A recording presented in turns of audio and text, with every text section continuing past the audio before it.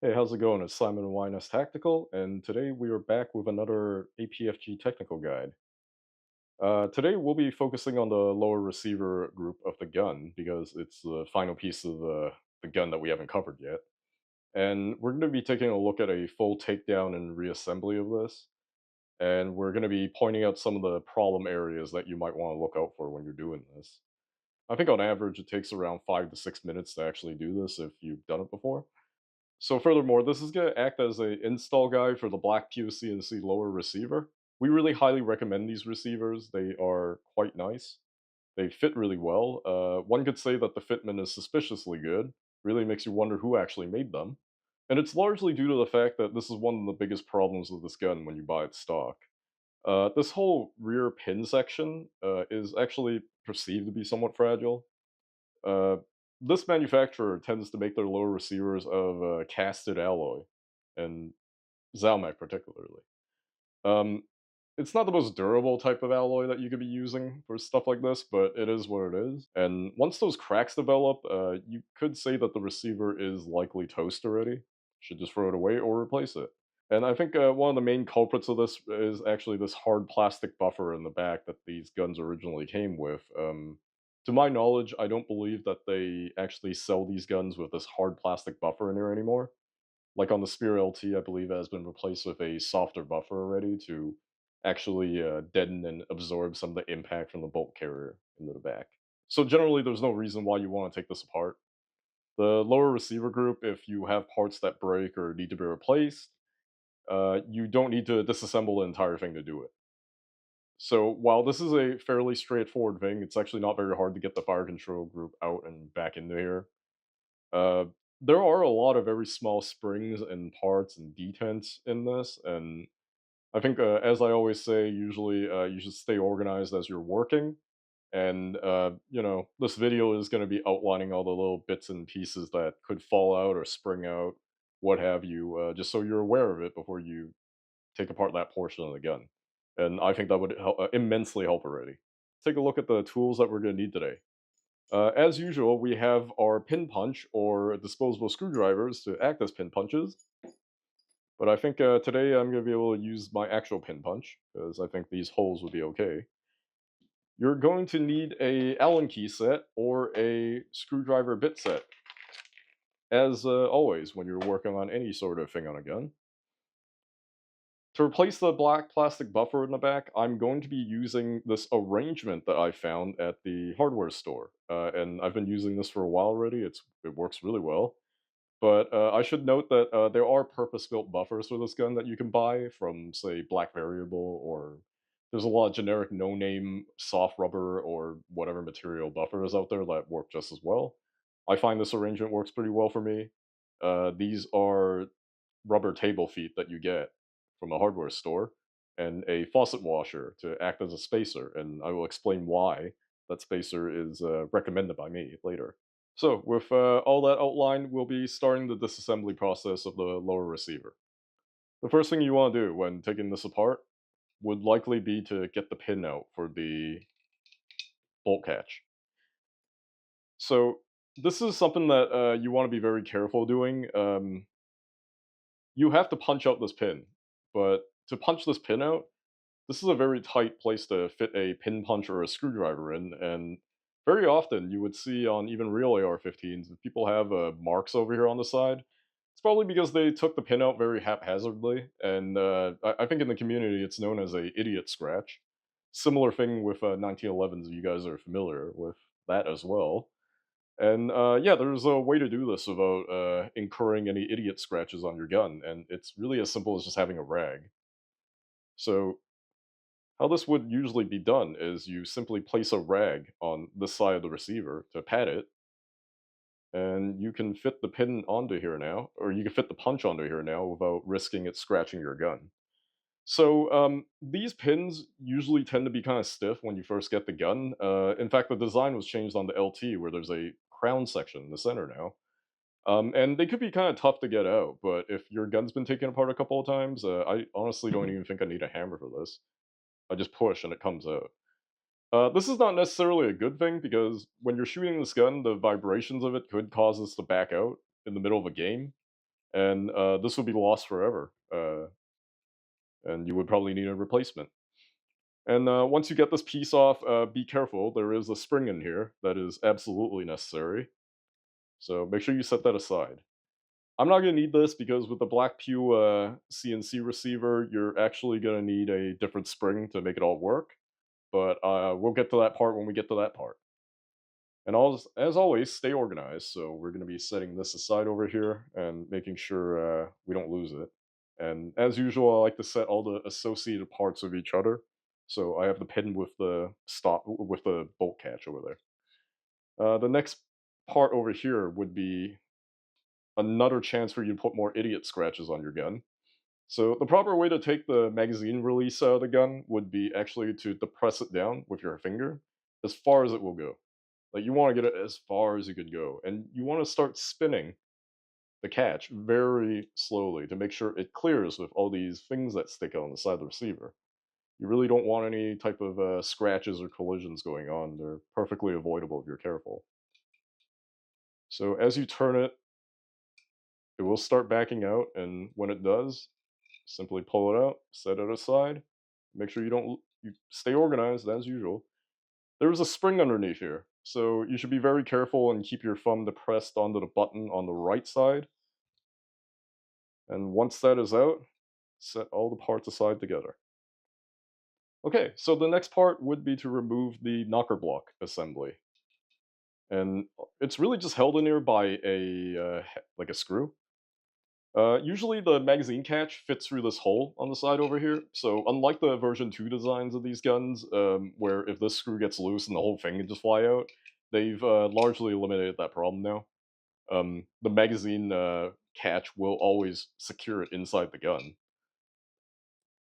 Regardless of which, if this screw becomes loose, it's still going to cause unnecessary wear on the gun when it operates.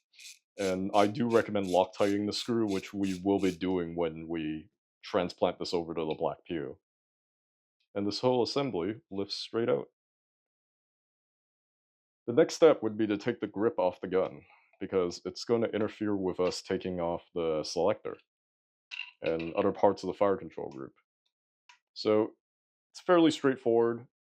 You simply have the right type of Allen key or a screwdriver bit set, and there is a large 5 millimeter, I believe, hex screw inside, which holds it into the gun.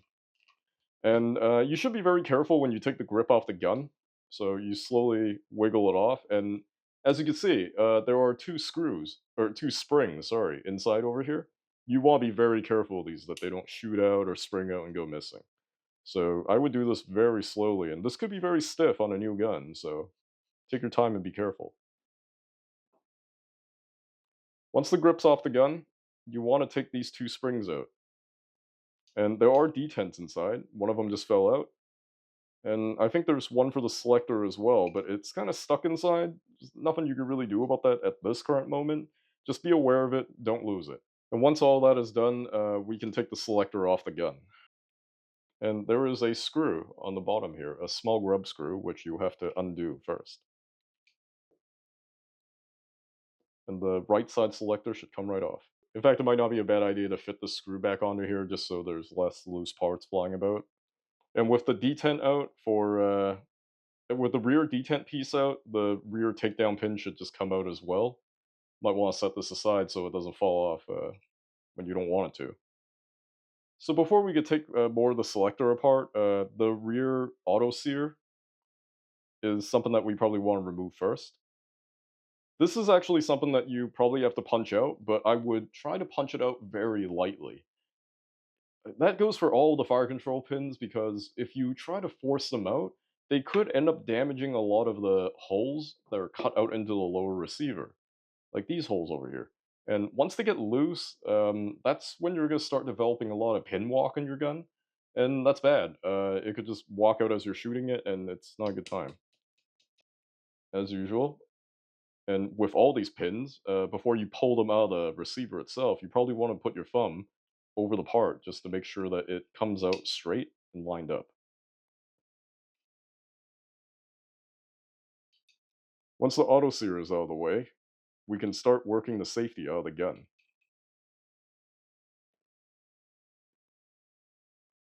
The most important thing at this point is the fact that you want to undo the pin for the hammer before you work on the trigger. So this is something that you probably want to use a punch for. And again, you don't want to tap it very hard. You want to just work it out a little bit at a time with some light taps. And because of the spring tension of the hammer, sometimes it might bind on your tap as you're doing this. But if it's all lined up as it does this, and again, you want to use a light to be able to see into this hole, you really want to make sure that all the pieces are possible to focus on this. Yeah, you really want to make sure the holes are all lined up, and they will lose their alignment as the pin is being punched out or inserted back in. That's normal, but that's really going to be what you're looking to do here to make sure all the holes are lined up enough for the pin to come through, and it should be fairly effortless. Under no circumstance should you force out or in the pin during the step when you're doing this. That's a quick way of breaking something. Once the pin is out, make sure you keep your hand onto the hammer to contain the tension, and we're going to set this pin aside as well. And the hammer should just lift out. So before we move forward, I'm going to take a quick look at this hammer over here because a lot of times there's a lot of grease on this thing, and it just sticks together as one piece. It's actually not one piece. These bearings on the side actually come off of the hammer. As you can see, they come right off. And the spring comes out. And there is a very small, let me get a pair of tweezers. There's a very small bearing in here that's probably extremely important. Let's see, focus. There we go. There's a bearing in there that's extremely important, and it's something to be aware of. When you take this apart, if it just falls apart on you, now you have an idea how to put it back together. So the proper way to get this together would be to place the longer side bearing with this lip over here on the flat side, and the inset chamfered side, you want to place your bearing in first, and pop that into the groove, and then you place this bearing back over top. And the side of the little lip on the bearing over here goes in, let's say. And this is the normal way it should be assembled, where the two bearings stick out of the side. If you do this improperly, it's gonna look different from this, and you'll just know you need to do it again. So the trigger, you take apart exactly, kind of just like the hammer. You punch the pin out, and it is under spring tension, so it'll lose its alignment the minute the pin gets out of the side. But if you press the trigger assembly down while you're trying to just push it through, it should come out. There you go. Pin is out.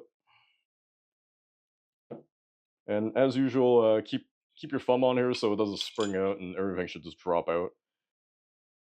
The trigger assembly itself has a couple of pieces, and it could be kind of problematic as you're pulling out of the gun like that. It could just spring apart and fall apart. And yeah, you gotta be careful about that. So primarily, it's got like a few pieces, not that many.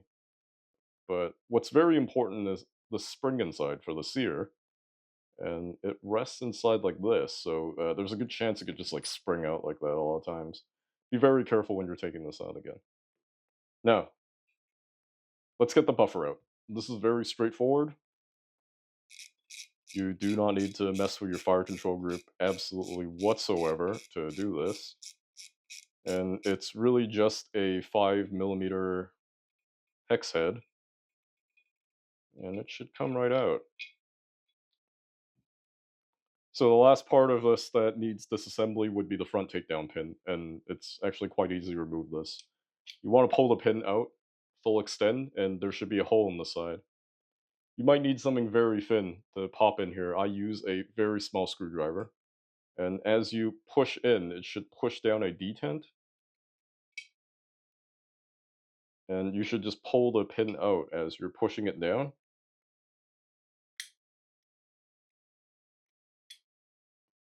And it should pop.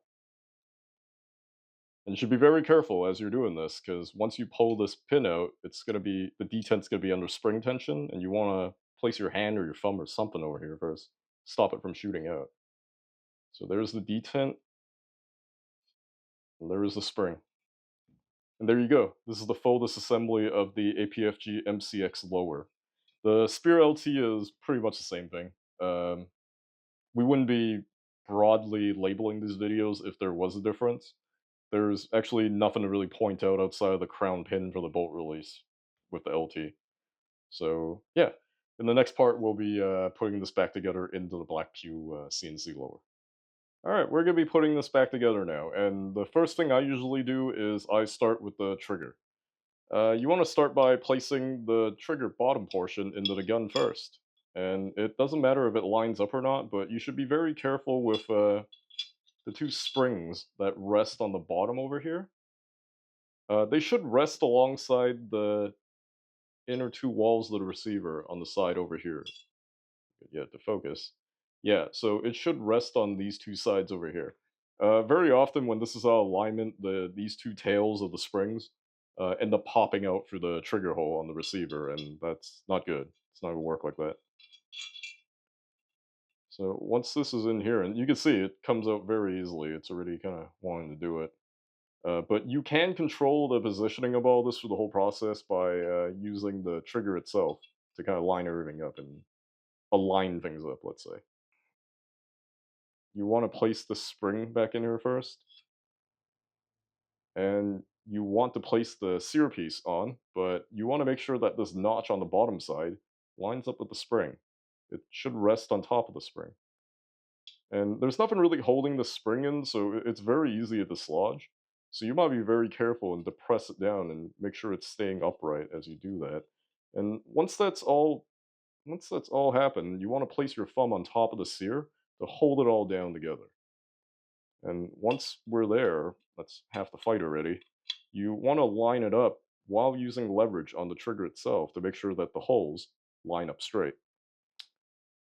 Once you do that, we're going to get the pin, and you want to insert this with the like the cut chamfer side, facing the left side of the gun. Put this pin here, and you're just gonna have to wiggle it around a bit, and maybe even take a look on this side to see if it's lining up or not, because it's gonna constantly lose its alignment as you're doing this due to the spring tension. And I personally believe you shouldn't use a hammer for this step because you could just end up fucking these holes on the side of the receiver. Oh, okay, so we're through the one side of it, and now we're through the whole way. Awesome. Give it a couple of pulls, make sure it's working properly. You might want to depress the sear a little bit to make sure this is working properly. Looks pretty good to me. Okay, so now we're going to be putting the hammer back into the lower receiver. Just like with the last part, if these bearings came loose, we kind of took a look at how they were supposed to go. Sometimes the spring falls off too. Proper alignment for the spring would be like this. And once that is in there, you want to place the two bearings back on here. And it might be a good idea to pull the bearings off to put the spring back in. It's probably going to be a lot better for it than just stretching the spring out and trying to fit it over the bearings like that. So as we set the hammer into the lower receiver group, these two tails for the hammer spring actually rests on top of the pin for the trigger. So once those are in there, you simply depress down, and it's quite a lot like the process for the hammer, where you should actually line it up with the holes to kind of see how the alignment is. And if you look through this hole, you should be able to see if everything's lined up properly and if this is gonna go in the way that it should. And the hammer pin is exactly like the rear trigger pin. So the side with the notch closer to the edge is gonna be what's facing the left side of the gun. So you could just pop this in here first to get it started, and if things are lined up the way that they should be, and you can always flip it over to check the other side to see, then it should go in fairly easily. As with all fire control pinholes, I would recommend a hammer be used as absolutely the last resort. Technically, if things line up properly, you probably wouldn't need a hammer at all. But there are always exceptions to the rule at times. So in this instance, let's give it a little persuasion tap. There we go. And as we can see, it's a little bit out of alignment. Let's try and push it straight with our thumb. And there we go. As usual, make sure all your sears are lined up properly. Give it a trigger pull. And at this point right now, without the selector inside, it should feel a little weird. There is a little bit of overextension on the trigger. So for this next part, let's try to get a part of the selector in first to make our lives easier down the road. This is fairly straightforward. You just insert the selector in, and you might need to depress down the trigger itself down here to actually get it to clear. There we go.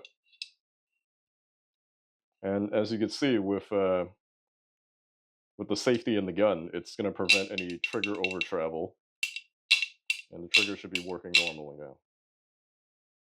Okay, for the next step, we're going to be putting the auto sear back into the gun itself.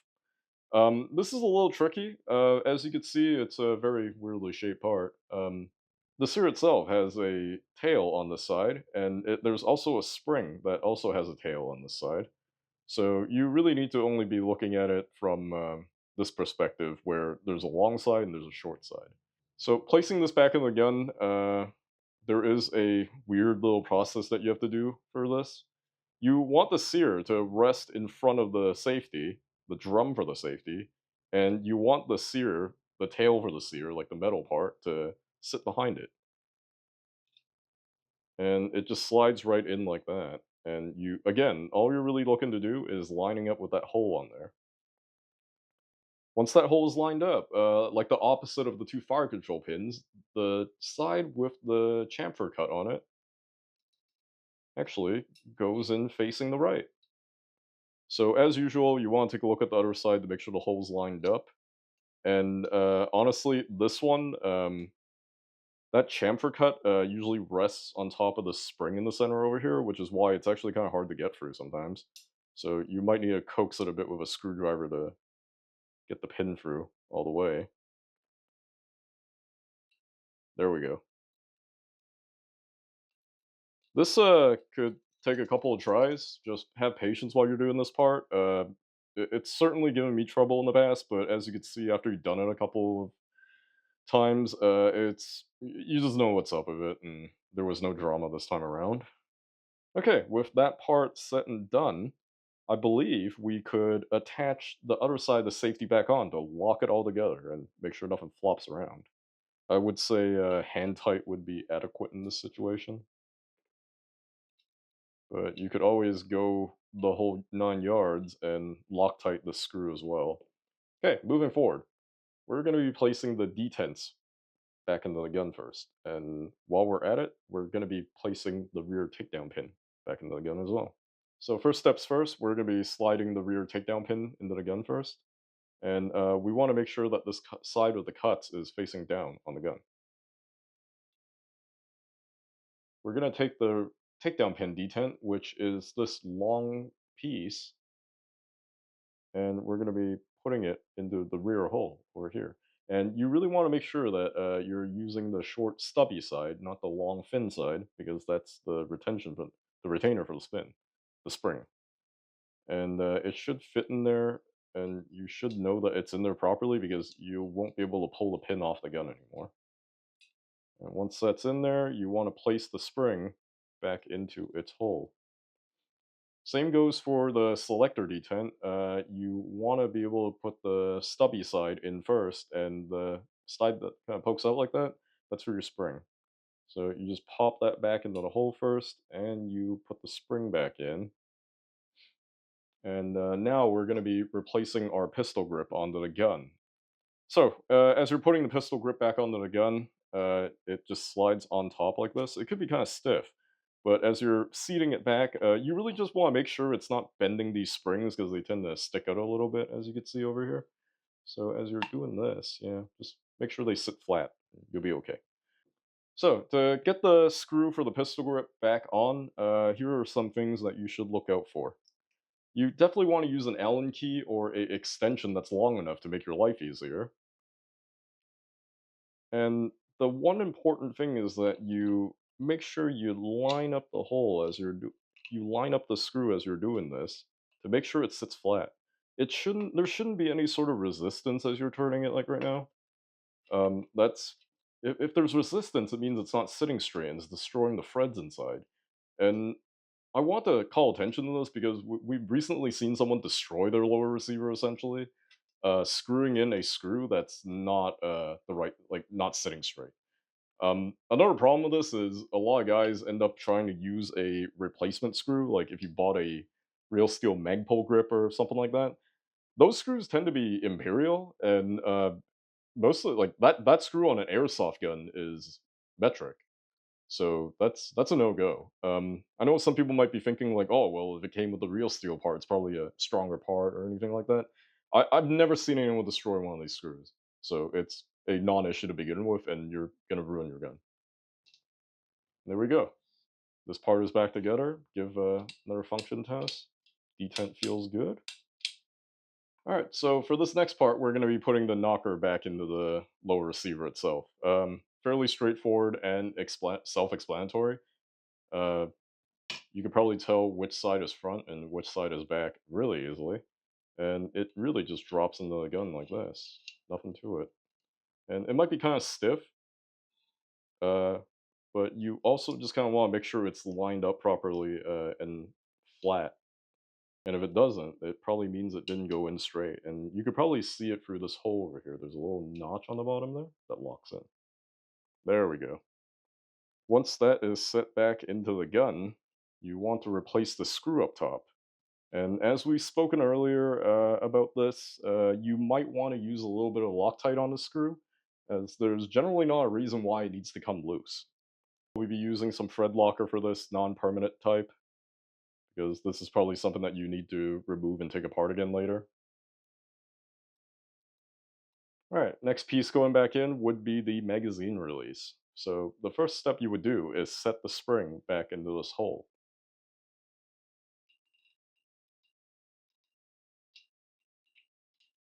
And we're going to be pushing the magazine release, the long side, the left side, back in first through the spring. There's a reason why I'm doing it this way. So now we have the button on the right side that we're going to place down here. And the reason why I place this side in first is so that the spring's not all flopping all over the place, because we're going to have to depress this down to start screwing it in from the other side. So as we get that in there, we're going to start pressing and make sure it lines up right so you're not scratching the hell out of your receiver. And as we get it through the other side, you start turning towards yourself. And you really want to make sure that this is depressed all the way it can go. And you want to just turn this very carefully, very slowly, to make sure it doesn't start scratching stuff on the side of your gun. And you should probably go until it's going to start making contact with the gun, like that. So I would just back it off, and it should be good where it is. So the last part we're gonna have to do for this bolt knocker group section is the bolt release or bolt catch.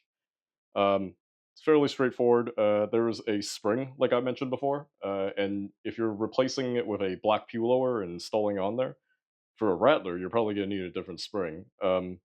So any spring will do. You don't need anything too highly specialized or a specific size. I cut this off a section of a pen spring, just replace that in there. And as you're lowering this, just make sure that this section on the bottom here is going to rest on top of that spring.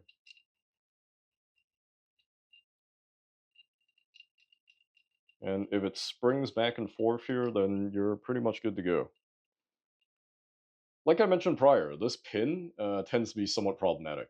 If it's kind of loose, then recoil from the gun is just going to work it out when you're shooting it, and you're going to lose it out in the field somewhere. So I would highly recommend doing something about this before moving forward with this gun, because if it just falls out, this is unusable. Um, there's a couple of ways to stiffen this pin up in this channel over here. Some people use super glue, very little of it, because it kind of does make a mess. I've tried Teflon wrapping this before in the past and sticking it in there, and that seems to work pretty well. I've heard of some people using thread locker as well, and they seem to be convinced that works fairly well. I've never tried super glue, so I'm gonna try that today.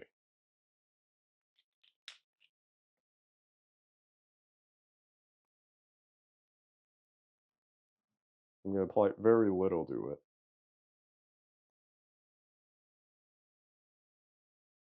because it. This is kind of a messy solution, honestly.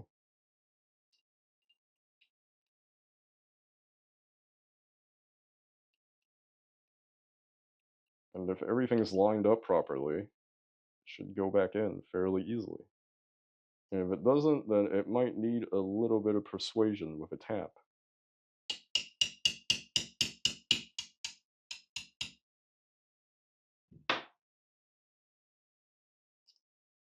Probably safer to go a rag there, but you know what? I didn't scratch anything, so should be okay.